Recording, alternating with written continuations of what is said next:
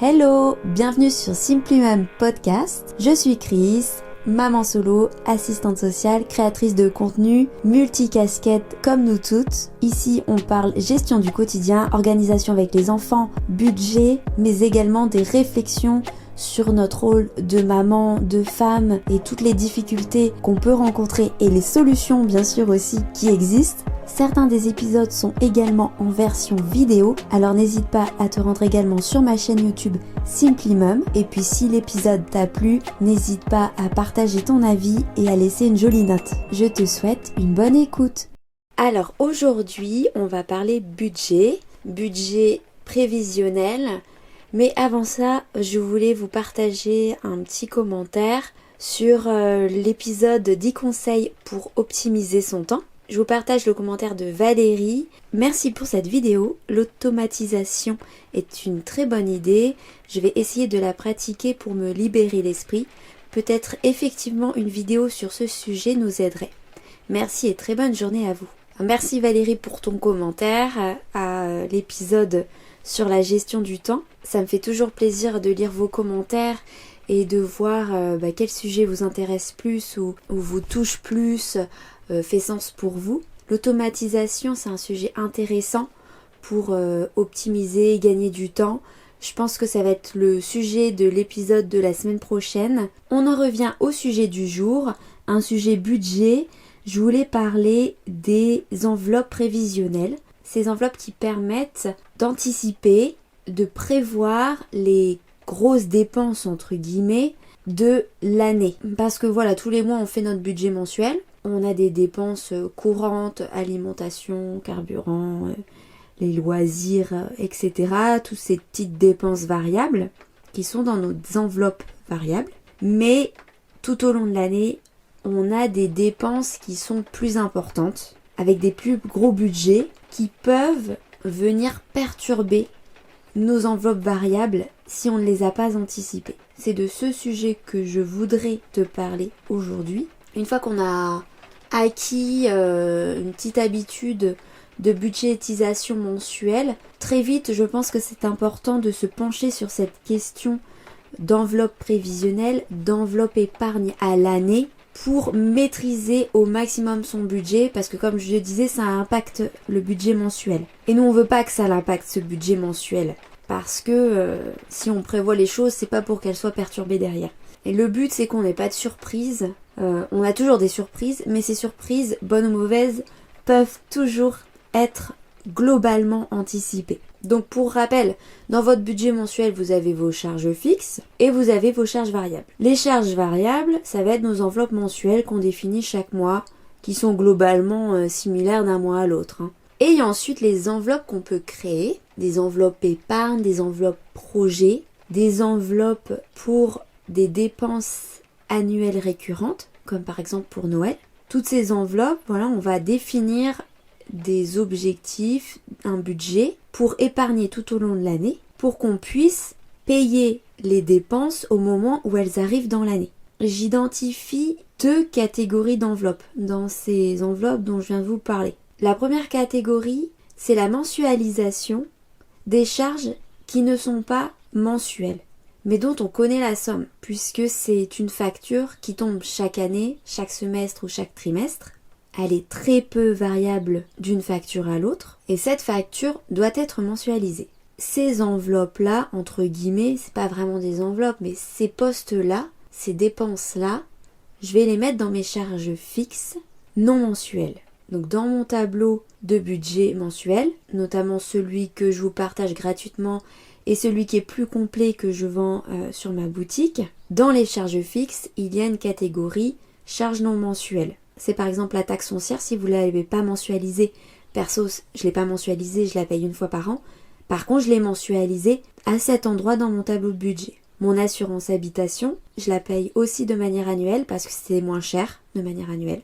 Donc je préfère gérer de mon côté l'argent et puis une fois par an je la paye. Donc cette assurance habitation, je l'ai mensualisée également dans mon tableau de budget mensuel. Les adhésions au sport de mes enfants, c'est une somme que je connais, qui tombe tous les ans en septembre, donc je l'ai également mensualisé. Les ordures ménagères, mes frais bancaires, ce que j'appelle frais bancaires, c'est en gros le coût de ma carte bancaire, ma carte de paiement, ce ne sont pas des crédits. Je mets aussi dans cette catégorie l'entretien de ma pompe à chaleur, parce que c'est quelque chose que je fais tous les ans, systématiquement, et qui est globalement au même prix, donc je l'ai mensualisé. Et donc tous ces postes de dépenses, je les mets dans mes charges fixes, non mensuelles, tous les mois, et c'est mensualisé.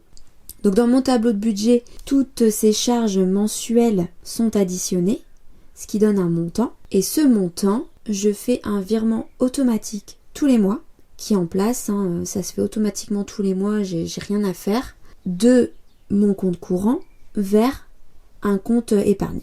Et le jour où la taxe foncière tombe, la facture de l'assurance habitation ou autre tombe, je prends le montant de mon compte épargne, je fais un virement sur mon compte courant et je paye la facture. Ça, c'est vraiment hyper simple à mettre en place. Et ça fait partie des choses, quand c'est en place, ça vous procure une tranquillité d'esprit. Il n'y a pas photo. Je sais qu'avant, il y a des années, j'avais pas ça. Et à chaque fois qu'il y avait des grosses factures qui tombaient en septembre, etc., c'était le stress, on se privait, on n'avait plus rien à la fin du mois. Je déteste me retrouver dans cette situation où je dois me priver parce que il y a des choses essentielles à payer. Et voilà, c'est frustrant. Dans tous les cas, on va le payer. Mais quand on l'anticipe, ça permet de vivre selon ses moyens et d'avoir l'argent au moment où on en a besoin. La deuxième catégorie d'enveloppes que j'identifie, ce sont les grosses dépenses récurrentes, mais moins obligatoires et plus fluctuantes que celles que je vous ai citées. Celles citées avant, c'est vraiment des factures qui tombent tous les ans. Alors que là, ça va être plus des postes de dépenses, qui reviennent également tous les ans, mais comme je disais, qui sont beaucoup plus fluctuants. Je pense qu'ils fluctuent énormément selon les années, selon notre budget, et qui sont moins obligatoires. La facture d'électricité, la taxe d'habitation, pour moi c'est obligatoire de payer ça. Alors que les vacances d'été, partir en vacances, c'est pas obligatoire. C'est un plus, c'est super cool, mais c'est pas obligatoire. C'est pas la priorité. Et c'est pas une facture qui est identique chaque année. Le budget vacances, il peut varier de 1000 à 2000 euros, selon ce qu'on fait.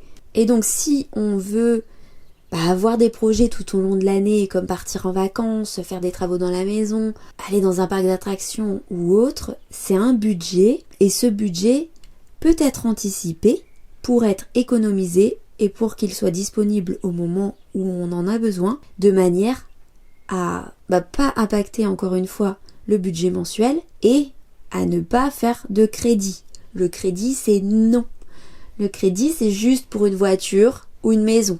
Et donc, pour toutes ces postes de dépenses, moins obligatoires, comme je disais, je te conseille d'utiliser cette fois non pas les charges fixes dans ton tableau mensualisé, mais plutôt des enveloppes épargne, des projets d'enveloppes épargne, que j'appelle aussi des enveloppes prévisionnelles.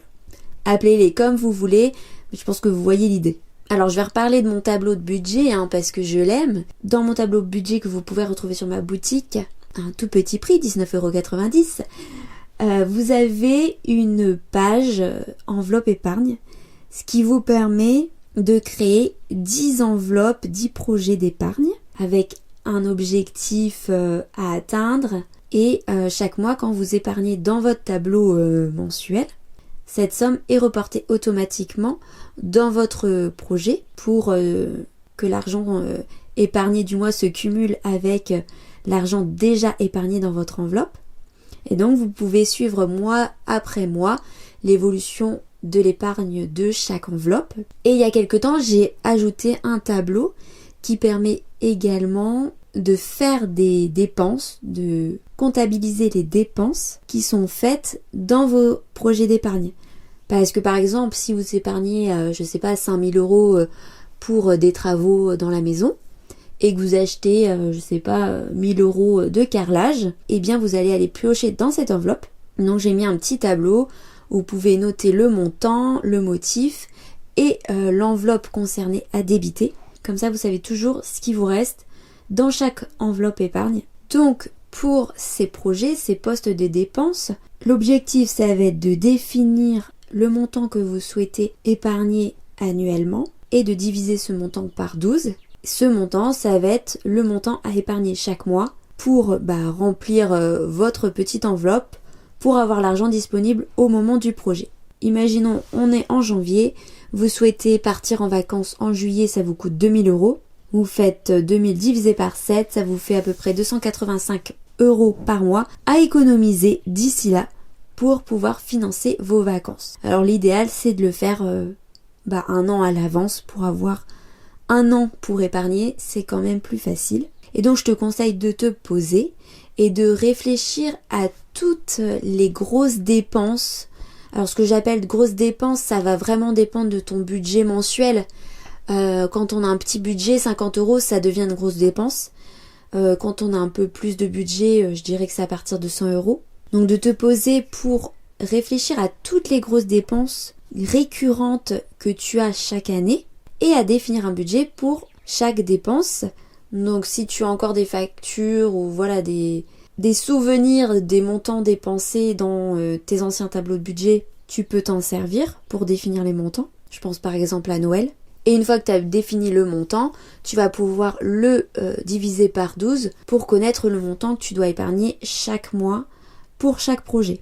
Alors comme je suis super sympa, j'ai travaillé sur un PDF tout joli que je te partage gratuitement pour justement écrire toutes les idées de postes de dépenses de l'année et écrire le budget souhaité, créer des catégories d'enveloppes pour pouvoir épargner pour tous ces projets. Donc voilà, je t'ai créé un PDF avec 2 pages. Tu peux soit l'imprimer, soit le remplir sur le site I Love PDF.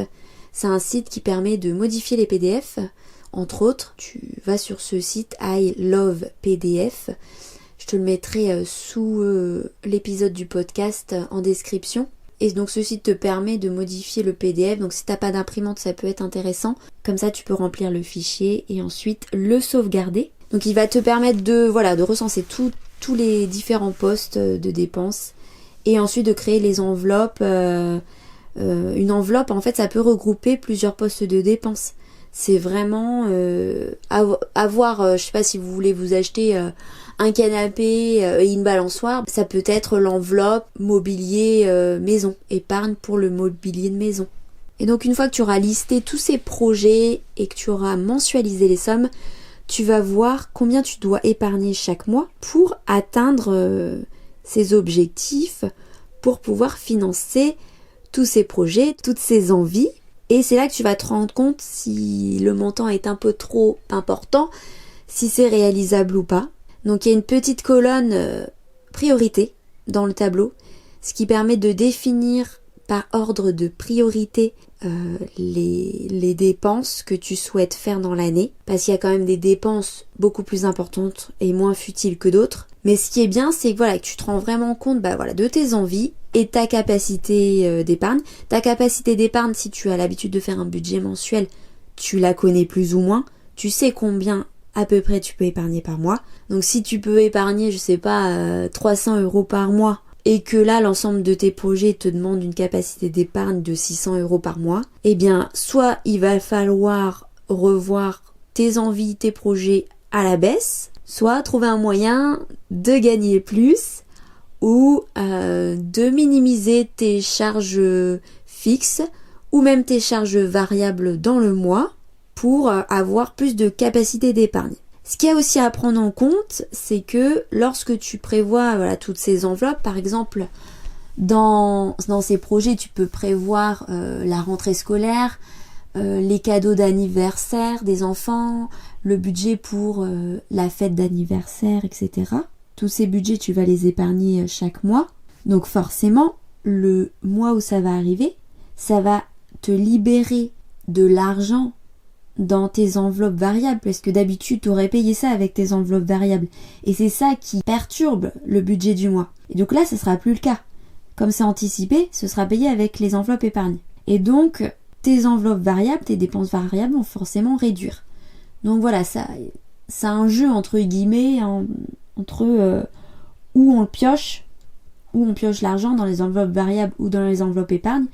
Quand c'est anticipé dans les enveloppes épargne, on peut davantage se rendre compte de notre train de vie et de notre capacité à financer ses envies, ses projets. Donc pour commencer ces enveloppes, un conseil, c'est par exemple, imaginons le mois prochain, c'est l'anniversaire de mon fils, donc je vais financer les cadeaux, la fête d'anniversaire, et je vais voir globalement combien j'ai dépensé pour cet anniversaire. Et à partir de ce moment-là, je divise cette somme par 12, je me crée une enveloppe épargne pour ce projet, et tous les mois, j'épargne une petite somme pour que dans un an, j'ai cette somme disponible dans mon enveloppe anniversaire. J'espère que j'ai été claire, c'est pas toujours facile d'expliquer à l'oral, surtout pour les personnes visuelles comme moi. Donc je te laisse imaginer, si tu anticipes voilà tous ces gros projets, toutes ces dépenses annuelles, tu imagines bien que c'est un confort, une tranquillité d'esprit, parce que voilà, t'as tout anticipé, c'est des choses qui vont venir et tu sais que tu vis selon tes moyens. Dans tous les cas, tu sais que t'as un budget ficelé, non pas mensuel mais annuel. Et c'est très important de ne pas se focaliser que sur le budget mensuel.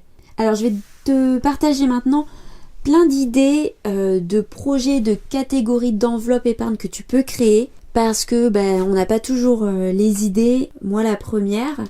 Et puis quand on nous les partage, vous m'en aviez justement partagé dans les commentaires d'un post il y a quelques mois, voire années. Et c'est vrai que ça m'avait donné d'autres idées d'enveloppes épargne à créer. Donc je vous partage à la fois mes idées et celles que vous m'aviez partagées. Donc vous pouvez créer des enveloppes épargne pour les vacances, bien entendu. Les vacances d'été, les vacances d'hiver, voilà. Même une sortie un peu onéreuse, parc d'attractions, des petits week-ends, ça peut vite monter. On peut épargner également pour les voyages scolaires, les anniversaires, comme je disais. Donc ça peut être à la fois les anniversaires, voilà, de la famille, définir un budget pour chaque personne. Et également pour les fêtes d'anniversaire, parce que les fêtes d'anniversaire pour les enfants, c'est un petit budget aussi, hein, le gâteau, la déco si on en fait, si on organise une sortie, ça peut vite monter. Une autre catégorie, c'est la catégorie des fêtes. Noël, Pâques, le Ramadan, la fête des mères, la fête des pères, grand-mère, Halloween. Voilà, ça c'est vraiment personnel. La rentrée scolaire, à savoir que vous allez peut-être avoir une aide de la CAF pour la rentrée scolaire, donc vous aurez peut-être moins de besoin d'épargne à prendre en compte également. Une enveloppe pour le renouvellement des vêtements, des chaussures, je pense surtout aux enfants, parce que 2 fois par an, le pied a grandi et avant l'été, avant l'hiver, il faut racheter une paire de chaussures. Alors quand on n'a qu'un seul enfant, ça va. Quand on a 2, 3, 4 enfants, c'est un sacré budget. Catégorie d'enveloppe travaux maison, entretien de la maison également. On peut également créer une catégorie santé, parce que voilà, on n'est pas tous égaux sur la santé et on peut avoir un gros budget santé qui n'est pas remboursé par la Sécu ou la mutuelle. Je pense par exemple à la contraception ou encore aux médecines alternatives. Perso, j'adore aller chez l'ostéo, mais ma mutuelle me rembourse que à peu près la moitié et je sais que c'est le cas de beaucoup de personnes. Et je pense en plus que si on l'anticipe, ça permet de s'autoriser à faire ses dépenses parce qu'on sait qu'on peut et surtout on les priorise. On a choisi en amont de prioriser ses dépenses parce qu'on sait que c'est bon pour nous. Et ça c'est vraiment le point fort des enveloppes épargne, c'est que on est maître de son budget. Non pas que la question de la gestion de l'argent, mais aussi la priorité à ce qu'on veut vraiment dépenser, où on veut mettre notre argent. Une autre idée d'enveloppe, c'est l'enveloppe fonds de secours. Alors ça c'est vraiment une enveloppe un peu globale. Et dans ce fonds de secours, je mettrai plus ce qui est très compliqué à anticiper, comme un appareil qui tombe en panne. Ça c'est quelque chose qui n'arrive pas tous les ans, mais quand ça arrive ça coûte cher. Les régules d'électricité et de l'eau, il y en a plus ou moins tous les ans, mais parfois elles sont à la baisse, c'est pas forcément à la hausse, c'est très variable. Mais c'est toujours bien d'avoir un fonds de secours. Je conseille toujours d'épargner au moins un salaire, ça c'est vraiment l'idéal, d'avoir un salaire de côté. Mais vous pouvez commencer ça petit à petit, mois par mois, financer ce fonds de secours. Et je voulais faire aussi une petite aparté sur le remboursement de crédit.